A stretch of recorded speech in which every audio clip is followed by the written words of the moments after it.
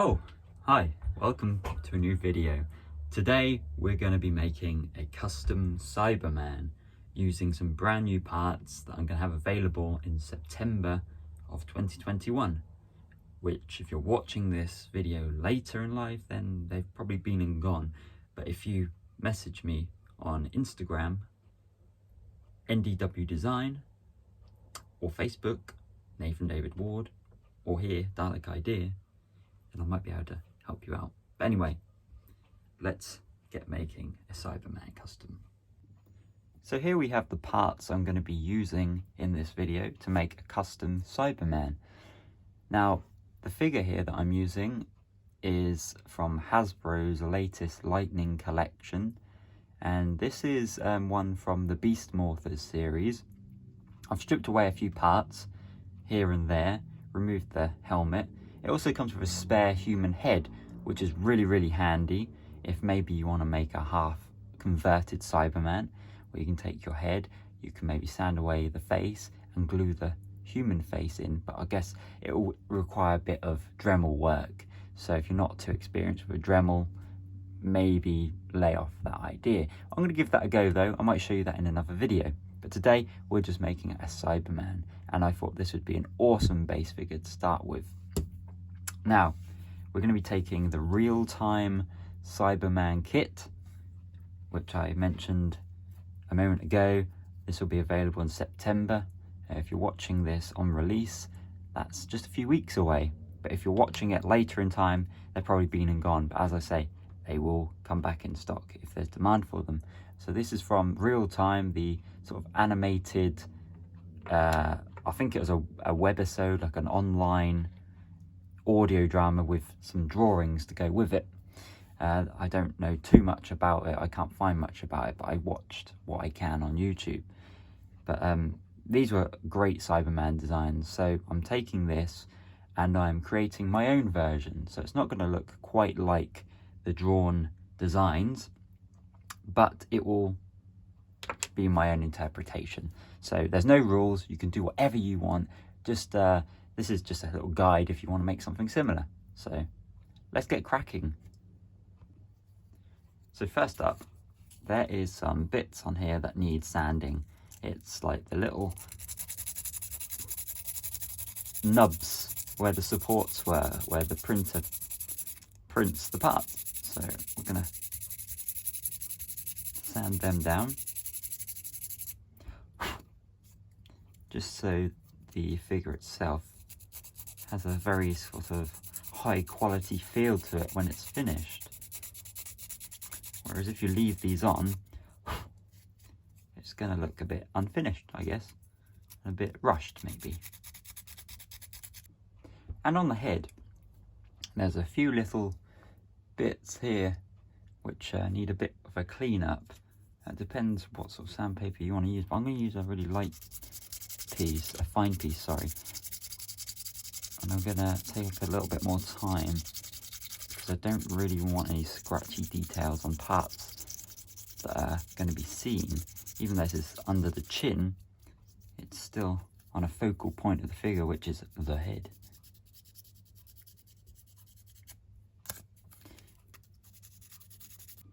Now, before we get fitting the head, I'm going to glue together the chest part, which come with these lovely little tabs here, and there's all these little indentations there, so when you put them together they sort of hold nicely. So all you need to do is take your super glue and put a little blob there and a blob there. Take your chest armor, make sure it's nicely lined up, and if there's any parts where it's sort of oozing, I just use my finger. I don't recommend doing it because you get super glue on your finger, but I'm so used to it by now, it doesn't faze me. And then I'm going to take some activator spray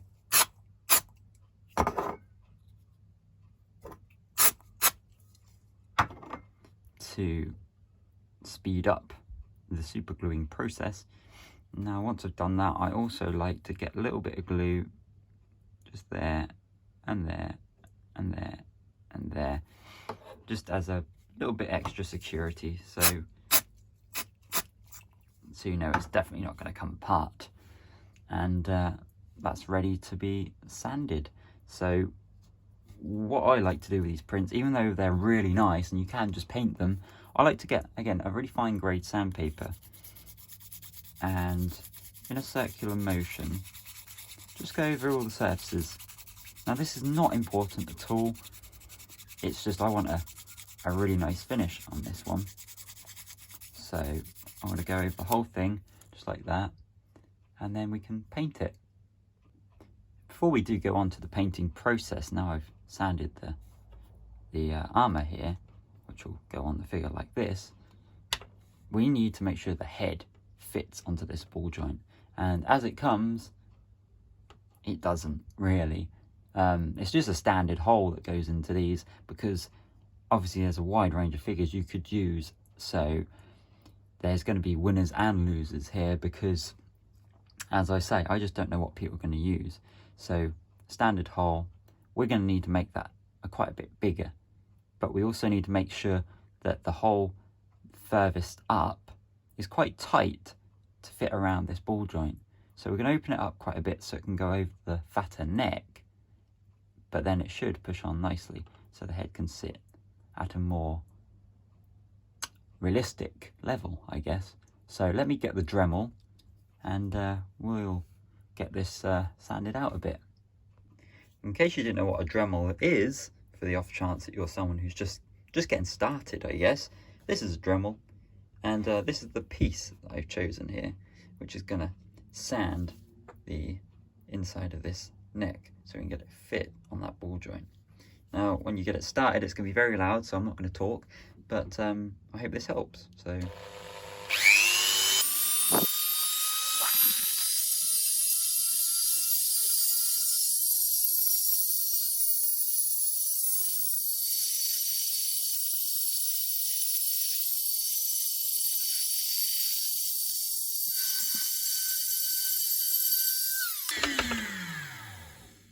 and let's test it. So it doesn't quite go where we want it.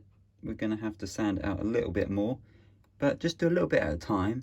Don't take too much away, so because otherwise it'll be too loose. But you get the gist of what we're doing here. So I've just filmed a little bit off camera to get this fit, and I did what I told you not to do. I accidentally took a bit too much off, so it's quite loose. So I'm now going to show you what to do if you do accidentally do this. Now, while we've got this here, this is actually where you need the head to sit, because once you put this armour on, like that, and then you sit your head on, that's kind of where you want it. That's where it looks right. So take note of how high you need the head. So the chin just at the bottom of this pivot line, like that. So what am I going to do to make sure that gets a nice tight fit? I am going to take some super glue, right? And I'm going to put a little bit of super glue around this ball joint. Little blobs, like that. I'm going to get my head, I'm going to push it on, and I'm going to keep it moving, like that. Right, and then I'm going to spray the ball joint with the activator, and then put it back on and keep it moving. And hopefully what it does is it creates a nice tight joint out of the super glue. So I think the activator's gone off now, and we've got the pivot in the neck there, and let's see, can it come off? I want to be able to get it off. Oh, there we go, it pops off like a normal action figure. So it was a bit tough to get off actually, but then when you want to put it back on, there we go, it goes on lovely. So that's what we're after. Next up, let's maybe get these parts painted. Now if you're wondering how to paint it, I take one of these drill bits, I wrap loads of masking tape around it to thickness that I require, and I just shove it in there like that. So it gives me something to hold on to, and I just take a can of spray paint. So in this case it's matte lacquer, but I'm going to use matte black, and I just spray it on until it's entirely base coated, dried, and then I spray my silver on.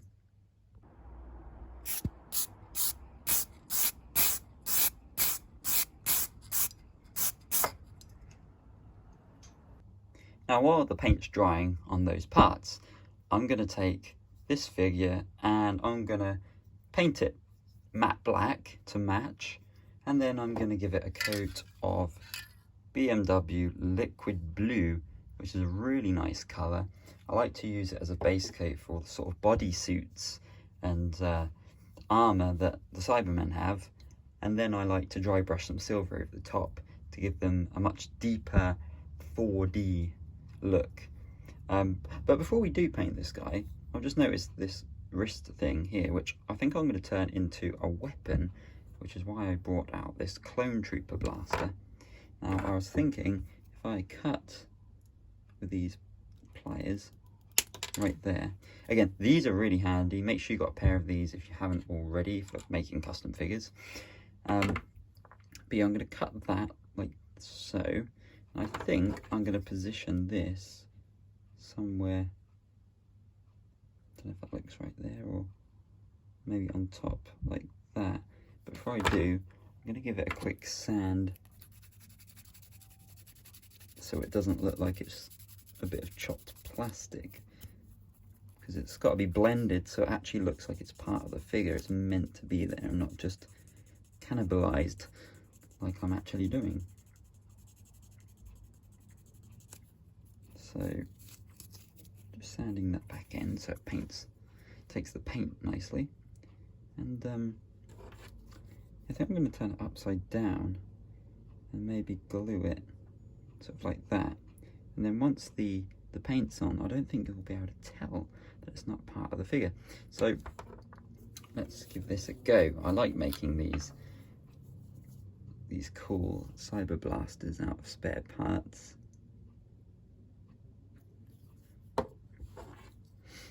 So I'm just added my glue there. Make sure it's central, and we'll leave that to dry, or to cure, to go hard, and then we'll give it a spray of black. Now as you can see, once you actually start painting this figure and having more of a uniform colour, you begin to forget that this actually wasn't a Cyberman, and it starts to take shape. So this is how the parts will look once you've managed to spray paint them, and now they're pretty much ready for assembly. I've decided to leave the boots unsprayed here because I'm going to dry brush them with some silver and make them look a little bit dirtier, rather than the armour here that's going to look a little bit cleaner. But I'm still going to put some black washes on all of these to sort of get into all the nooks and crannies and bring out all the details. So let's get this put together and see how it looks. So some of these joints, this one's a nice joint. Now don't worry about that paint, you're not going to see it. If you are a perfectionist, obviously put that down, give it another spray.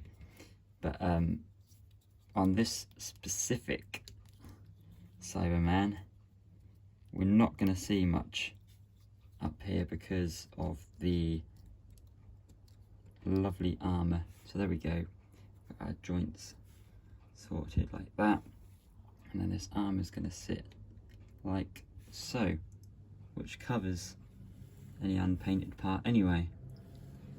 So now all we need to do, take our head off here and just push it on. Hopefully it goes on nicely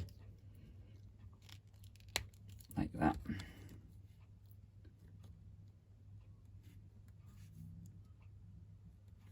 And there we have our custom Cyberman.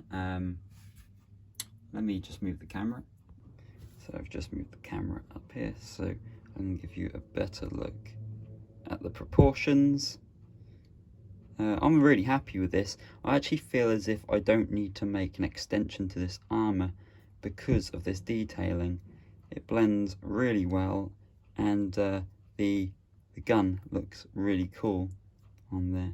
Obviously, because I'm holding it like this is going to move about. I'm not going to glue it into place, so I can take it off in future if I need to and paint it separately. But here we go. This is a custom Cyberman. It's obviously not completely finished, but the details that you can paint on are entirely up to you. I'm going to paint the eyes red as per the design and put some washes on it and bring out the details. So I hope you've enjoyed this video. I hope it's helpful, most importantly, and stay tuned for a variety of different videos. Now I've got this new stand, it makes recording these far easier. So yeah, and also wear gloves if you don't want paint on your hands, because otherwise you'll be covered with paint on your hands. And yeah, I've just sort of learnt to live like this now. Everyone's used to me looking like this, but yeah, there we go. Thanks for watching, guys, and I'll see you in the next video.